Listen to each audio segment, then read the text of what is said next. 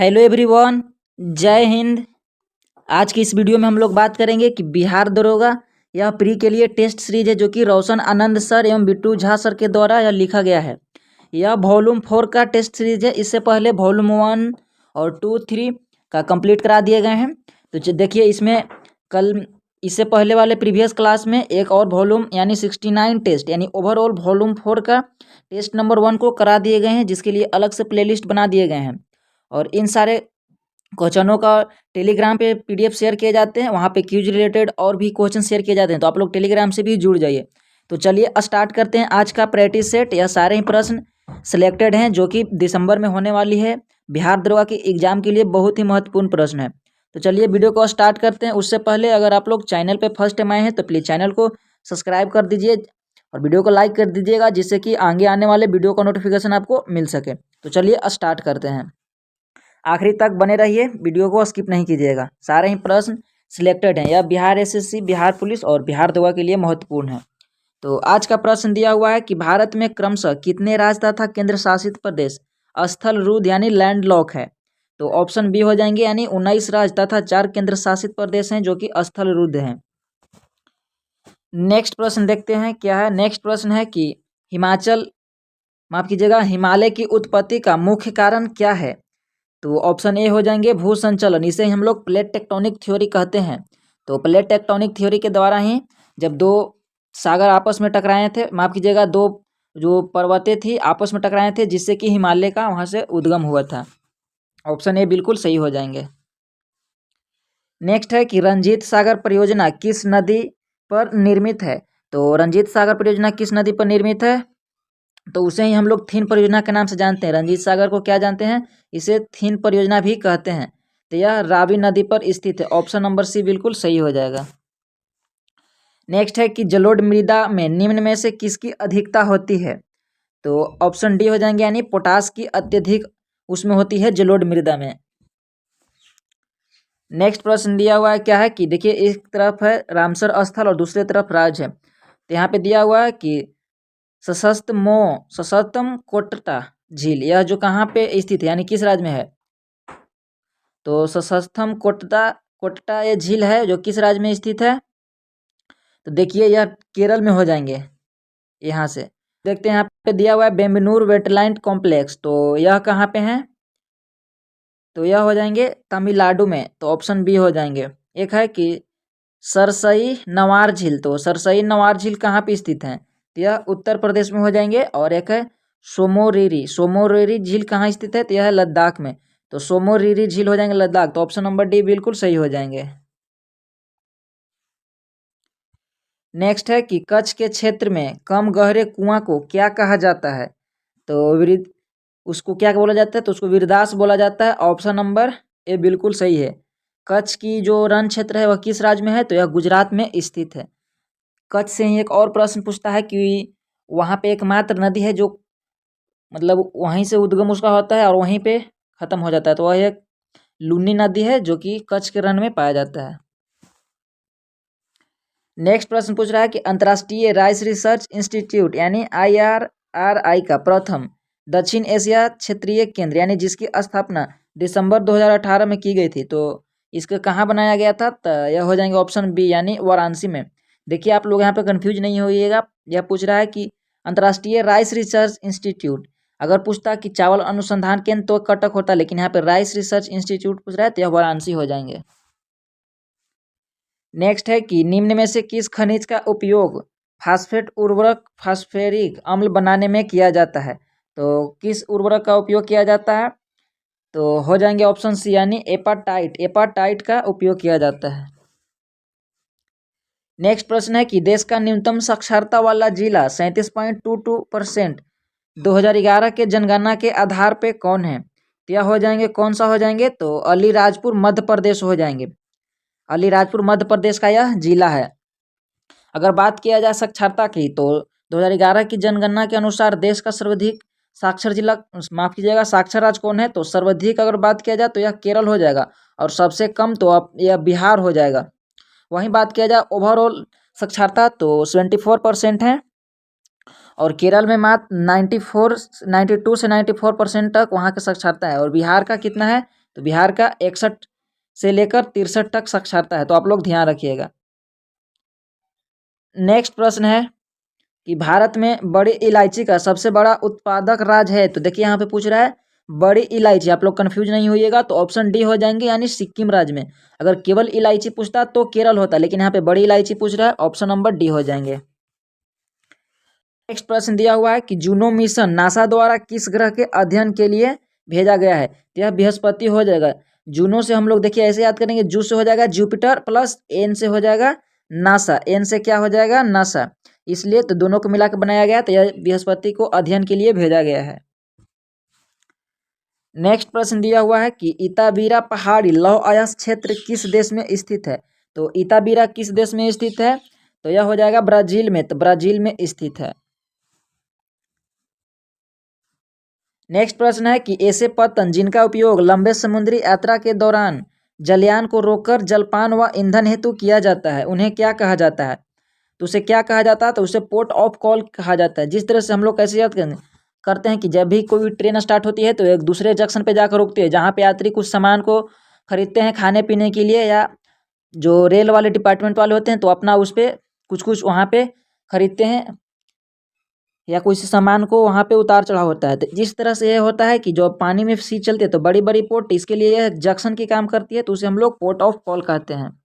जैसे यह श्रीलंका में है, वियतनाम में है, ये सब इंडोनेशिया में, वहाँ पे उसके बंदरगाह पे यह स्थित होते हैं। नेक्स्ट प्रश्न है कि ओजोन छिद्र की खोज कब की गई थी। तो ओजोन छिद्र की खोज 1984 में किया गया था, ऑप्शन नंबर बी बिल्कुल सही हो जाएंगे।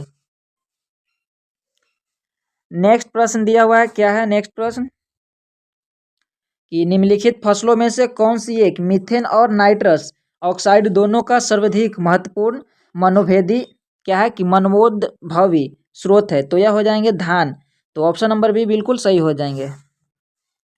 नेक्स्ट है कि प्रिंसिपल ऑफ इकोनॉमिक्स किसकी पुस्तक है। तो यह मार्शल का हो जाएंगे, प्रिंसिपल ऑफ इकोनॉमिक्स।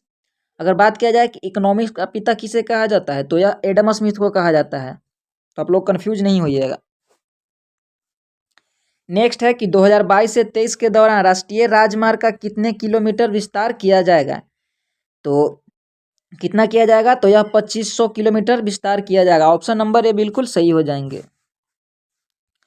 नेक्स्ट है कि वर्ष 2022 से 23 में प्रधानमंत्री आवास योजना के लाभार्थियों के लिए कितने लाख मकान बनाने का लक्ष्य निर्धारित किया गया है। तो कितना लाख मकान बनाने के लिए, तो यह 80 लाख मकान बनाने के लिए निर्धारित किया गया, ऑप्शन नंबर ए बिल्कुल सही है। नेक्स्ट प्रश्न है कि भारत में मुद्रास्फीति किसके द्वारा मापी जाती है। तो देखिए यह हो जाएंगे उपभोक्ता मूल्य सूचकांक द्वारा यह मापा जाता है, ऑप्शन नंबर बी बिल्कुल सही हो जाएंगे। नेक्स्ट प्रश्न है कि सर्वाधिक उम्र में एवरेस्ट पर चढ़ने वाला प्रथम व्यक्ति कौन है। तो यह हो जाएंगे रिचर्ड वास, ऑप्शन नंबर ए बिल्कुल सही जवाब हो जाएंगे। अगर बात किया जाए इंडिया से, तो इंडिया से माफ कीजिएगा, सर्वप्रथम महिला की बात किया जाए तो यह जुंको तेबई हो जाएंगे, जो कि कहाँ के थे, जापान के। और भारत की ओर से कौन चढ़े थे, तो भारत की ओर से बछेंद्री पाल हो जाएंगे। वहीं बात किया जाए कि मेजर यूरी गागरिन जो हैं, जो अंतरिक्ष में जाने वाले प्रथम व्यक्ति थे, यूरी गागरिन, तो आप लोग ध्यान रखिएगा। नेक्स्ट प्रश्न है कि मेना कहाँ की समाचार एजेंसी है। तो मेना मिस्र का हो जाएगा, जिसे अंग्रेजी में हम लोग इजिप्ट भी कहते हैं। अगर भारत की बात किया जाए तो क्या हो जाएंगे, तो हिंदुस्तान टाइम्स हो जाएंगे भारत की। नेक्स्ट प्रश्न क्या है कि रॉबिन रेडब्रेस्ट किस देश का राष्ट्रीय पशु या पक्षी है। तो किस देश का हो जाएंगे, तो यह हो जाएंगे, यह यूनाइटेड किंगडम का हो जाएगा, ऑप्शन नंबर ए बिल्कुल सही जवाब हो जाएगा। जापान का बात किया जाए तो क्या हो जाएगा, तो आप लोग बताइएगा जापान का क्या है। नेक्स्ट प्रश्न है कि मेनेची सिंबुल समाचार पत्र प्रकाशन स्थल कहाँ है।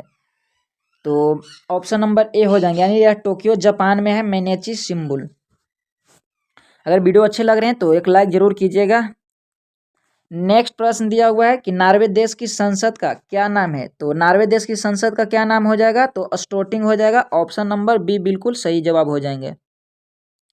देखिए यहाँ पे दिया हुआ है रिक्सडॉन, तो यह किस देश का हो जाएंगे, तो यह स्विट्जरलैंड का हो जाएंगे, रिक्सडॉन स्विट्जरलैंड। कोट हो जाएंगे पुर्तगाल का, कोट्स किसका हो जाएंगे, पुर्तगाल का हो जाएंगे, और यहाँ पर दिया हुआ है डेल आयरन, तो यह हो जाएंगे आयरलैंड का। तो आप लोग जरूर ध्यान रखिएगा।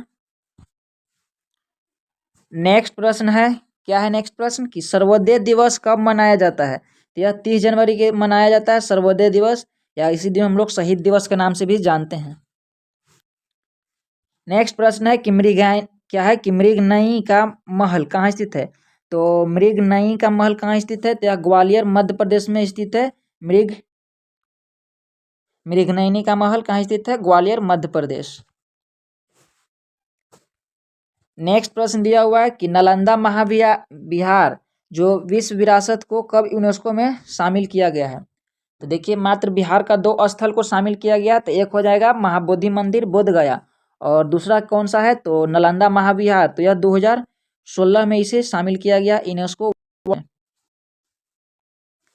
नेक्स्ट प्रश्न है कि निम्नलिखित में से किसने सर्वप्रथम बायोडाइवर्सिटी शब्द का प्रयोग किया था?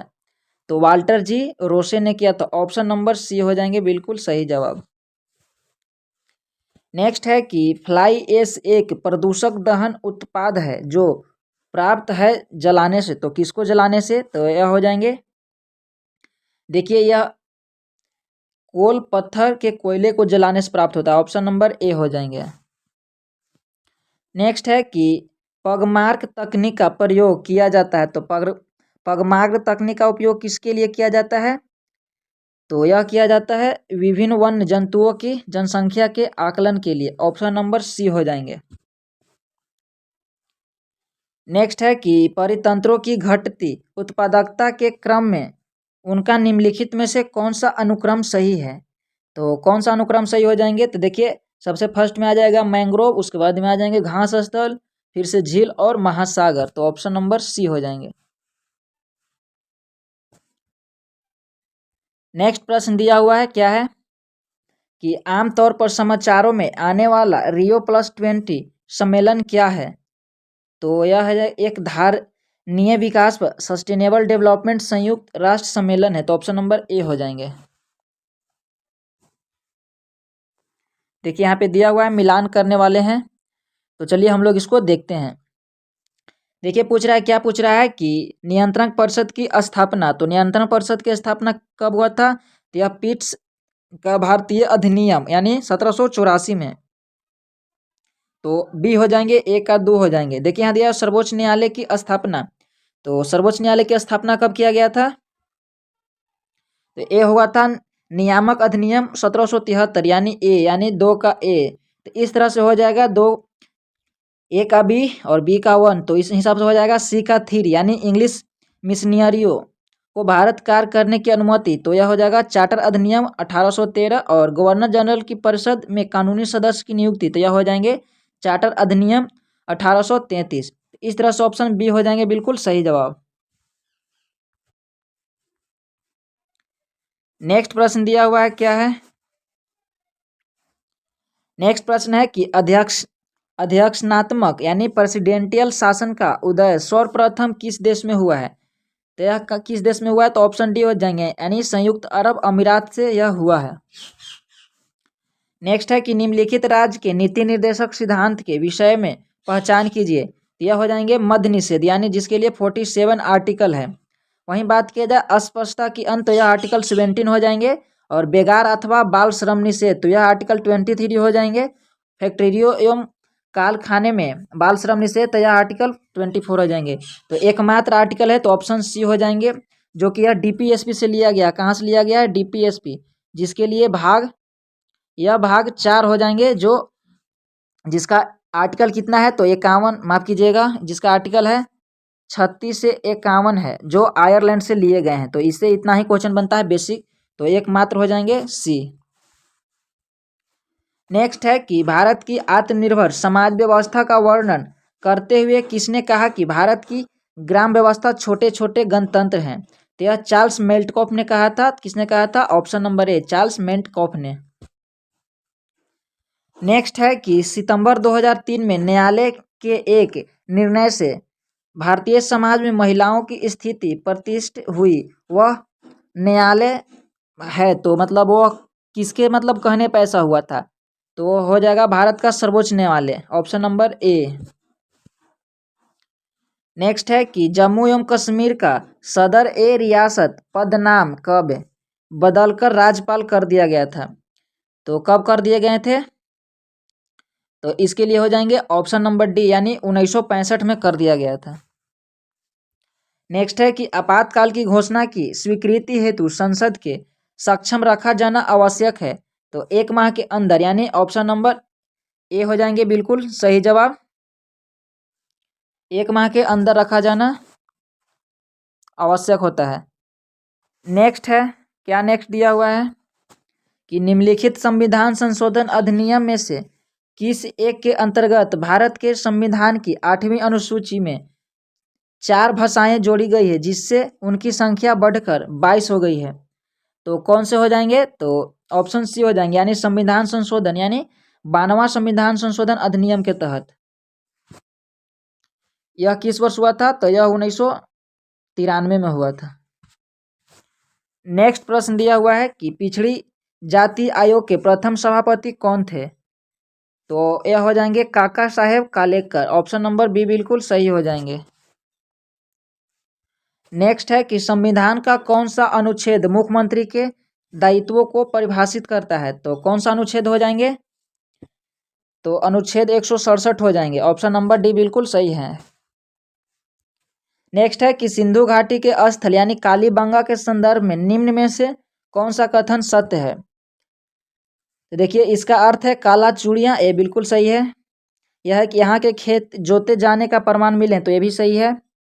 यहाँ अग्नि पूजा की प्रथा में प्रमाण मिला है, तो ये भी सही है। यहाँ घोड़े की नियम प्रयोग के तो यह घोड़े की नहीं मिला है, तो ऑप्शन नंबर ए हो जाएंगे 1, 2, 3। नेक्स्ट है कि संगमकालीन उस बंदरगाह का नाम क्या था जो रोम से व्यापार करने के लिए मुख्य स्थल था? तो कौन सा हो जाएंगे, देखते हैं हम लोग। तो यह हो जाएंगे अरिका मेडू ऑप्शन ए हो जाएंगे। नेक्स्ट है कि सप्तांग सिद्धांत का प्रतिपादन किसने किया था? तो सप्तांग सिद्धांत को किसने किया था? तो यह ऑप्शन नंबर सी, यानी कौटिल्य ने किया था। नेक्स्ट है कि निम्नलिखित मुस्लिम शासकों में से किस एक को उसकी धर्मनिरपेक्षता के आस्था के कारण उसकी मुस्लिम प्रजा जागरूक कहकर पुकारती थी? तो किसको मतलब यह कहकर पुकारता था? तो देखिए, यह इब्राहिम आदिल शाह को यह पुकारता था। ऑप्शन नंबर सी बिल्कुल सही हो जाएंगे। नेक्स्ट है कि हुमायूं ने चुनार दुर्ग पर प्रथम बार आक्रमण कब किया था? तो ऑप्शन ए, यानी 1532 ईस्वी में किया था। नेक्स्ट है कि अकबर के शासन काल में दक्कन के निम्न पद्धतियों में कौन सा भू राजस्व वसूली का प्रचलित आधार था? तो कौन सा हो जाएंगे? तो यह हो जाएंगे जब्त। ऑप्शन सी हो जाएंगे। नेक्स्ट है कि नेपोलियन संहिता किस वर्ष लागू की गई थी?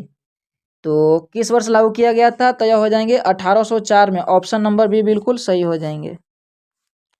नेक्स्ट है कि 1821 ईस्वी में किसके नेतृत्व में यूनान विद्रोह हुआ था? तो किसके नेतृत्व में हुआ था? तो यह हुआ था अलेक्जेंडर चिपसिलांटी। किसके नेतृत्व में हुआ था? अलेक्जेंडर चिपसिलांटी के नेतृत्व में। ऑप्शन सी हो जाएंगे। नेक्स्ट प्रश्न है कि राष्ट्रवाद की पहली स्पष्ट अभिव्यक्ति किस क्रांति के साथ हुई? तो ऑप्शन ए हो जाएंगे फ्रांसीसी क्रांति। नेक्स्ट प्रश्न है कि किस गवर्नर जनरल द्वारा हिंदू और मुस्लिम कानूनों को संहिताबद्ध किया गया है? तो वारेन हेस्टिंग्स के द्वारा किया गया है। ऑप्शन नंबर ए बिल्कुल सही हो जाएंगे। नेक्स्ट है कि लाल किले का पहला ब्रिटिश रेजिमेंट कौन था? तो देखिए, अक्टर लोनी हो जाएगा। क्या हो जाएगा? अक्टर लोनी। ऑप्शन नंबर सी हो जाएंगे। नेक्स्ट प्रश्न है कि निम्न में से कौन सा सही सुमेलित नहीं है? तो कौन सा नहीं हो जाएगा? तो यह हो जाएंगे बंदी जीवन, यानी श्री अरविंदो। तो यह सही। देखिए, बंदी जीवन का लेखक कौन है? तो यह श्री अरविंदो के द्वारा नहीं लिखा गया है। तो यह किसके द्वारा लिखा गया है? तो कमेंट बॉक्स में आप जरूर बताइएगा।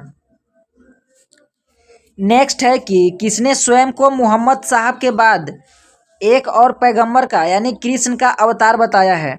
तो किसने बताया है? तो यह गुलाम अहमद ने बताया था। ऑप्शन नंबर सी बिल्कुल सही हो जाएंगे। नेक्स्ट क्या दिया हुआ है कि मिलान करना है? तो देखिए क्या हो जाएगा। तो यहाँ पे हो जाएगा गोरक्षणी सभा, तो यह स्वामी दयानंद सरस्वती, तो सी हो जाएंगे। दूसरा दिया हुआ है कि गोहत्या विरोध समिति, तो यह किसके द्वारा हो जाएगा, तो यह हो जाएगा, देखिए यह हो जाएगा बी, तो यानी सी के बाद बी, तो ऑप्शन नंबर डी हो जाएंगे। और यहाँ पे हो जाएगा 3 का ए हो जाएगा। नेक्स्ट दिया हुआ है कि असहयोग आंदोलन के दौरान कहाँ के किसानों ने यूनियन बोर्ड को कर देने से मना कर दिया, तो यह मना कर दिया था मेदिनीपुर के किसानों ने, ऑप्शन नंबर डी हो जाएंगे। नेक्स्ट है कि किसने केंद्रीय विधानसभा में स्वयं दल का समर्थन किया, तो यह किया था मोहम्मद अली जिन्ना ने। अगर वीडियो अच्छे लग रहे हैं तो एक लाइक जरूर कीजिएगा। नेक्स्ट प्रश्न दिया हुआ है कि वित्त वर्ष 2023-24 के बजट के अनुमान के अनुसार राजघाटा कितना प्रतिशत है, तो देखिए 59 का ए हो जाएंगे, यानी 2.9%। नेक्स्ट है कि जनवरी 2023 में त्रिशक्ति प्रहार का आयोजन यानी तीस्ता फील्ड फायरिंग रेंज में संपन्न हुआ। तीसरा फील्ड फायरिंग रेंज कहाँ स्थित है, तो यह हो जाएंगे सिलीगुड़ी। सिलीगुड़ी कहाँ स्थित है, तो यह पश्चिम बंगाल में। नेक्स्ट है कि हाल ही में पटना में आयोजित खेलो इंडिया नेशनल महिला वेटलिंग क्या है कि वेट लिफ्टिंग टूर्नामेंट में किस खिलाड़ी ने स्वर्ण पदक जीता है, तो यह हो जाएंगे खुशी कुमारी ने जीती है, तो ऑप्शन नंबर सी हो जाएंगे। नेक्स्ट है कि फरवरी 2023 में the economic time global business summit 2023 का आयोजन कहाँ संपन्न हुआ है, तो यह कहाँ संपन्न हुआ है, तो यह नई दिल्ली में संपन्न हुआ है, ऑप्शन नंबर बी हो जाएंगे। नेक्स्ट है कि भारत का दूसरा सबसे लंबा केबल स्थित यानी केबल ब्रिज है जो कि 8 लेन जुआरी ब्रिज कहाँ खोला गया है, तो 8 लेन का जुआरी ब्रिज कहाँ खोला गया है, तो यह गोवा में बनाया गया है, ऑप्शन नंबर डी हो जाएंगे। नेक्स्ट प्रश्न दिया हुआ है कि 5G तकनीक लागू करने वाला पहला आकांक्षी जिला विदिशा किस राज्य में स्थित है, तो विदिशा किस राज्य में है, तो यह हो जाएंगे मध्य प्रदेश में विदिशा है, ऑप्शन नंबर बी बिल्कुल सही हो जाएंगे। नेक्स्ट है कि 7 जनवरी 2023 को पुणे में पुरुष एकल वर्ग में अपना पहला ATP यानी वर्ल्ड टूर खिताब किसने जीता है, तो किसने जीता है, तो यह हो जाएंगे टलोन ग्रीसरपुर ने। किसने जीता है, कि टलोन ग्रीक्सपुर ने, ऑप्शन नंबर बी बिल्कुल सही हो जाएंगे। नेक्स्ट है कि रेल मंत्रालय ने किस वर्ष तक कार्बन तटस्थ यानी बनाने के लिए 5 आगामी योजना की रूपरेखा तैयार की है, तो किसने तैयार किया है, तो मतलब कब तक तैयार किया है, तो यह 2030 तक, ऑप्शन नंबर ए हो जाएंगे। नेक्स्ट है कि दक्ष है जो किस संस्था द्वारा संचालित भुगतान यानी धोखाधड़ी रिपोर्टिंग मॉड्यूल है, तो किसने तैयार किया है, तो यह तैयार किया है भारतीय रिजर्व बैंक ने, ऑप्शन नंबर सी हो जाएंगे। नेक्स्ट है कि अमेरिका के पेंटागन को पीछे छोड़कर दुनिया का सबसे बड़ा कार्यालय भवन कहाँ स्थापित किया गया है, तो यह गुजरात में स्थित किया गया है, ऑप्शन नंबर ए हो जाएंगे। नेक्स्ट है कि केंद्रीय पंजीयक सहारा रिफंड पोर्टल किस मंत्रालय द्वारा लॉन्च किया गया है, तो किसके द्वारा लॉन्च किया गया है, तो यह सहकारिता मंत्रालय द्वारा लॉन्च किया गया, ऑप्शन नंबर डी हो जाएंगे। वर्तमान में सहकारिता मंत्रालय किनके पास है, आप कमेंट बॉक्स में जवाब दीजिएगा। नेक्स्ट है कि किस भारतीय ग्रैंड मास्टर ने हाल ही में 5 बार के विश्व शतरंज चैंपियन यानी विश्वनाथ आनंद को हराया है, तो यह किसने हराया है, तो यह मुकेश डी ने हराया है, यानी डी मुकेश ने।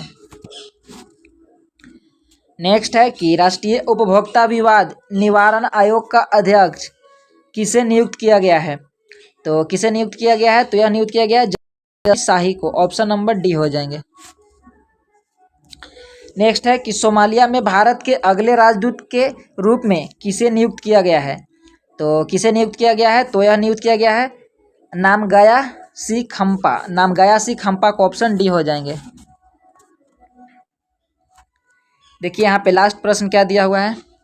लास्ट प्रश्न है कि भारत में हर साल आयकर दिवस कब मनाया जाता है, तो कब मनाया जाता है, तो 73 का ऑप्शन नंबर क्या हो जाएंगे, देखिए ऑप्शन नंबर सी हो जाएंगे, यानी 24 जुलाई को प्रत्येक वर्ष आयकर दिवस मनाया जाता है। नेक्स्ट है कि 8वीं भारत ऑस्ट्रेलिया डिफेंस टॉक का आयोजन कहाँ किया गया है? तो 74 का हो जाएंगे ए यानी कैनबरा में। ऑस्ट्रेलिया की राजधानी कहाँ है? कैनबरा।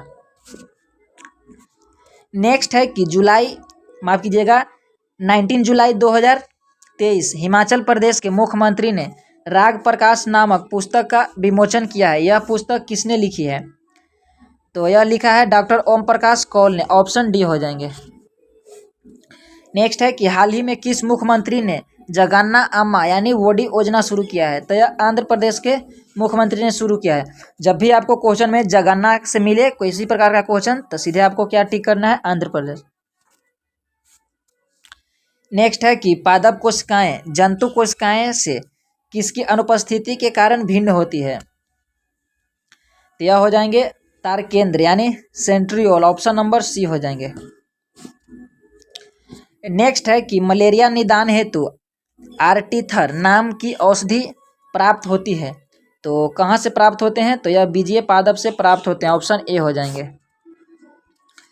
नेक्स्ट है कि ऑक्सेनोमीटर का प्रयोग करते हैं। तो ऑक्सेनोमीटर का प्रयोग किस लिए करते हैं? तो यह वृद्धि दर को मापने के लिए। ऑप्शन बी हो जाएंगे। नेक्स्ट है कि करक्यूमा डोमेस्टिका के किस भाग से हल्दी प्राप्त होता है? तो किस भाग से प्राप्त होता है? तो यह प्रकंद से प्राप्त होता है। ऑप्शन नंबर बी हो जाएंगे बिल्कुल सही। नेक्स्ट देखते हैं क्या है कि बिच्छू ततया मधुमक्खी सेंटीपीड तथा गीला मोस्टर होता है। तो यह एक प्रकार के विषैले होते हैं। ऑप्शन नंबर डी हो जाएंगे। नेक्स्ट दिया हुआ है कि लाइगेज नामक उत्प्रेरक का उपयोग होता है। तो यह किस लिए होता है? देखिए इसका प्रयोग होता है डीएनए के टुकड़े को जोड़ने के लिए। ऑप्शन नंबर बी हो जाएंगे। नेक्स्ट है कि साइटोक्रोम ऑक्सीडेज में उपस्थित धातु तत्व होता है। तो कौन से तत्व होते हैं? यह हो जाएंगे लौह एवं तांबा। ऑप्शन नंबर डी हो जाएंगे।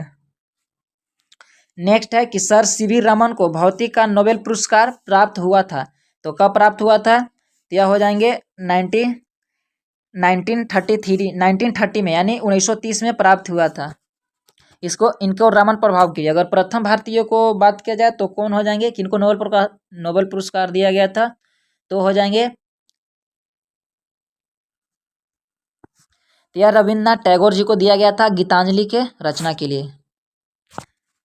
नेक्स्ट प्रश्न है कि किसी प्रणाली में कणों का भार केंद्रित होने वाले बिंदु को कहते हैं। तो क्या कहते हैं? तो गुरुत्वाकर्षण का केंद्र कहते हैं। ऑप्शन नंबर डी हो जाएंगे। नेक्स्ट है कि पानी का अपेक्षिक घनत्व सर्वाधिक निम्नलिखित ताप पर होता है। तो कितना डिग्री पर होता है? तो देखिए वह 4 डिग्री सेंटीग्रेड पे होता है। नेक्स्ट दिया हुआ है कि निम्नलिखित अवस्थाओं में से किसमें गीले कपड़े सबसे जल्दी सूख जाएंगे? देखिए उसके लिए 20% आर्द्रता, उसके लिए कितना होना चाहिए? तो माफ कीजिएगा उसके लिए 20% आर्द्रता और 60% तापमान होना चाहिए। ऑप्शन नंबर डी हो जाएंगे। नेक्स्ट दिया हुआ है कि सबसे कम वेवलेंथ तरंगदैर्घ्य वाला प्रकाश होता है। तो कौन सा प्रकाश होता है? तो यह बैगनी होता है सबसे कम। अगर सबसे अधिक पूछेगा तो लाल हो जाएगा। चलिए नेक्स्ट प्रश्न देखते हैं क्या दिया हुआ है। नेक्स्ट प्रश्न है कि ब्लैक बॉडी किसकी विकिरण को अवशोषित कर सकती है? तो यह सभी तरंगे को अवशोषित कर सकता है। नेक्स्ट दिया हुआ है कि निम्नलिखित में से कौन सा एक यशद पुष्प यानी फिलोसफर वुल कहलाता है? तो 90 का हो जाएंगे क्या हो जाएंगे? तो 90 का सी हो जाएंगे जिंक ऑक्साइड कहलाता है। ऑप्शन सी हो जाएंगे। नेक्स्ट है कि हरे फलों को कृत्रिम रूप से पकाने के लिए कैल्शियम कार्बाइड का प्रयोग किया जाता है क्योंकि यह उत्पन्न करता है। तो किसका उत्पन्न करता है? तो यह एसिटिलीन गैस का उत्पन्न करता है। ऑप्शन सी हो जाएंगे। नेक्स्ट दिया हुआ है कि एस्पिरिन है। तो एस्पिरिन क्या है? तो यह एक प्रकार के प्रतिजैविकी है। ऑप्शन नंबर ए हो जाएंगे। नेक्स्ट प्रश्न दिया हुआ है कि एक तत्व एक्स के 12वीं कक्षा में 4 इलेक्ट्रॉन हैं। हाइड्रोजन के साथ इसके यौगिक का कौन सा सूत्र होगा? तो देखिए इसका सही सूत्र हो जाएगा XH4। नेक्स्ट प्रश्न है कि वायु भरे गुब्बारे में हीलियम को हाइड्रोजन की अपेक्षा वरीयता दी जाती है क्योंकि वह है माफ कीजिएगा थोड़ा डिस्टर्ब हो गया। तो 94 का ऑप्शन डी हो जाएंगे। देखिए 95 से रीजनिंग है, तो आप लोग इसे एक बार ज़रूर बनाइएगा। तो देखिए 95 का डी हो जाएंगे, मैं आप लोगों को बता दे रहा हूँ। 95 का डी हो जाएगा, 96 का सी हो जाएगा, और 97 का सी हो जाएगा, और 98 का ए हो जाएगा। 98 का ए हो जाएगा, और देखिए 99 का ए हो जाएगा, और 100 का ए हो जाएगा। कृषि को उद्योग का दर्जा देने वाला प्रथम राज्य कौन है? तो महाराष्ट्र। तो ये रहे थे आज का 100 प्रश्न, जो कि जगह वॉल्यूम 4 का प्रायोरिटी सेट था।